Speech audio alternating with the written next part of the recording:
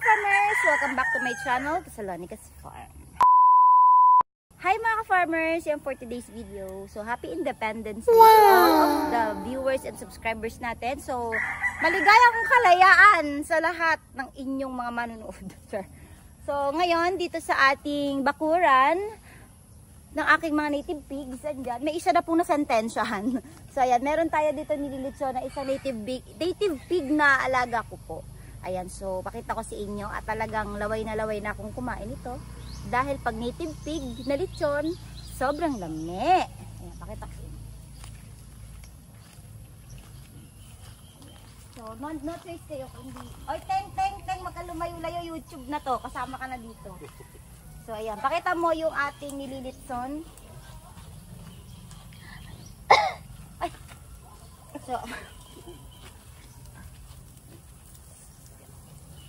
So, ayan. Pakita ko sa inyo yung nililitson natin. So, ito yung ating gamit. Ang ating gamit lang naman pang lechon ay bakal. So, para malinis, hindi siya na-contaminated ng mga germs. So, pagkatapos ito, nililinis lang. So, pwede na uli gamitin next lechonan. So, pakita mo. Ayun o, lapit ka. Ito yung ating lechon here. Yung lechon nag-igib. Ay! Yung lechon nag-igib ng tubig. Ay, di man siya lechon. Ano yan? Barako. Crunchy. Loko to si Teng. Pakita mo yung singkit na lechon. Pakita mo yung singkit na lechon. Marunong talaga mo si singkit na lechon na to. Ayan. So ito dahil hubog na. So yan dahil meron kaming wala lang dahil araw ng kalayaan, lahat ng tao ay malayang magalit, malayang magmahal, malaya lahat malayang magpatawad. Ayan. So araw ng kalayaan 'yon. Happy Independence Day to all again. Ayan. Oh, wala ah. Oh, tapos yung lechon natin, patawarin mo ako ate kayo na lechon na. So lapit mo dito. Meron din tayong mga nililechon. Ano ba yung iniihaw na mga tawag dito? Mga, ano yan? Isda. Ayan o, meron din po kaming iniihaw. May kulapo pa. Bukos. Ayan, ito. Isda siya. Binili namin yan sa terminal dito sa Talibon, Bohol. So, masarap to. Isaw-saw sa sibuyas. At sausawan. Tapos, ito pa yung iba naming mga nabili na ano. Pakita mo. Ito pa yung mga nabili namin ng mga ibang mga isda. Ayan. So, meron tayong red. Hindi ko alam tawag dyan eh. Comment nyo kung anong mga isda yan. Pero alam ko dalagang bukid yung pula. Yeah, this one. Ewan ko kung tama ba. Dalagang bukid. Ayan. Tapos, meron na rin kaming natapos dito na tawag dito. Meron na rin kami natapos dito na lukos. Ayan. Or pusit sa Tagalog. So, sinugba namin kasi mahilig kami sa ihaw-ihaw. Ayan. Wala lang. Trip lang namin ngayon mag food trips, you know. Then, mamaya, titikman natin kung ano lasa ng ating lechon. Yung balat. So, hindi kasi ako masyado mahilig sa lechon, actually. So, pag natikman ko na yung balat niya, and konting laman, so, hindi na ako masyadong dumadami sa kain. So later, pupunitan natin ng konting balat yon para matikman natin kung ano lasa yung timpla natin. Kasi kami lang nagtimpla yan dito sa aming bakuran. Kami lang nagtimpla ng aming baboy. So papakita ko sa inyo yung mga alaga nating baboy dito na native pigs.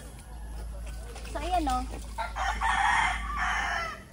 So yan yung mga baboy natin dito sa bakuran. Nagawa na sila ng lawan nila kasi umulan.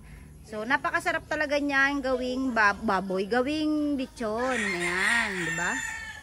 Ayan. So, marami pa tayo ongoing dyan. Hindi, paparamihin pa natin yan kasi mabilis lang naman dumami yung baboy. Pero, syempre, anytime na gusto natin magkain ng lechon, makakakain tayo. So, yun din yung kagandahan ng may alaga kang mga alagang native. Yung pa yung iba, nagkakain sila dyan. Nagdudungkal sila ng mga putek. Yan.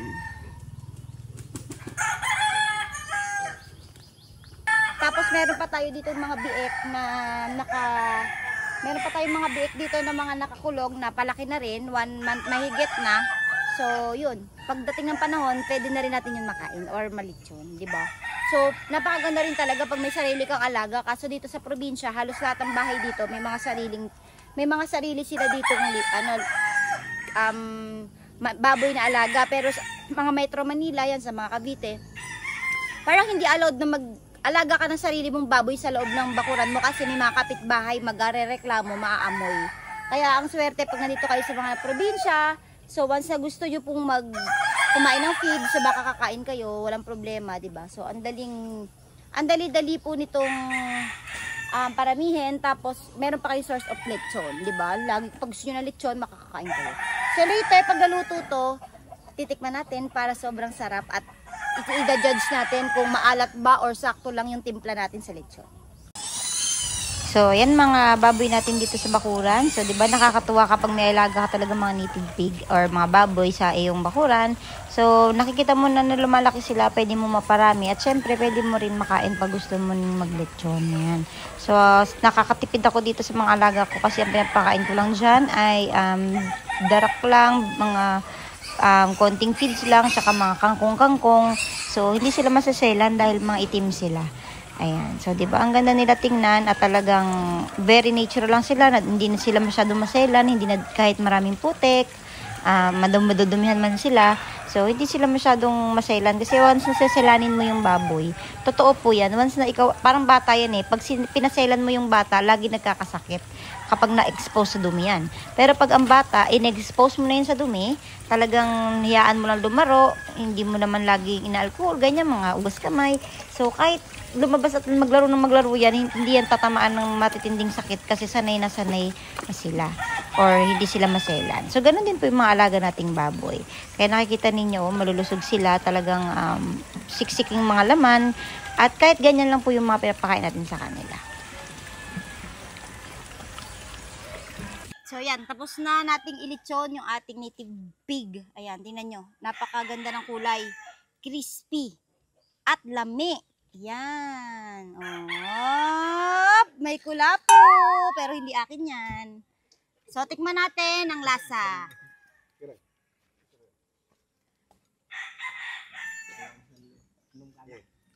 Okay. So, tikman natin. Uy, lumalabas ang mantika.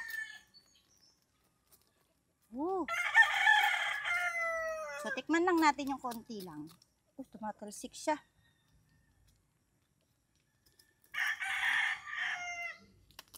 Yan. Wow. High blood is waving tayo dito. Tignan natin.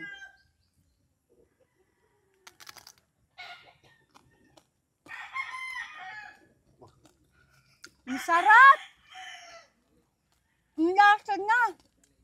Mas masarap pa siya sa kinainan namin na lechonan na restaurant. To, naririnig niyo ba sa sound? Sarap!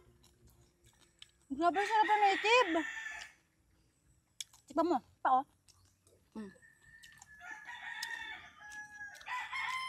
Hello. Diba, hindi pa tapos.